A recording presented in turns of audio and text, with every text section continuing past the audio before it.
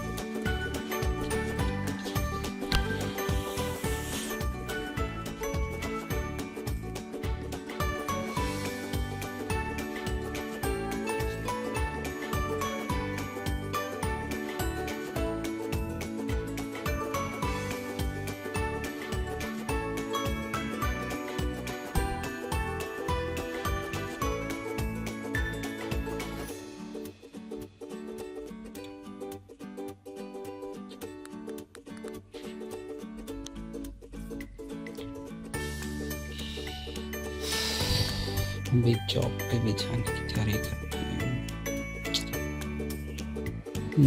10 बजे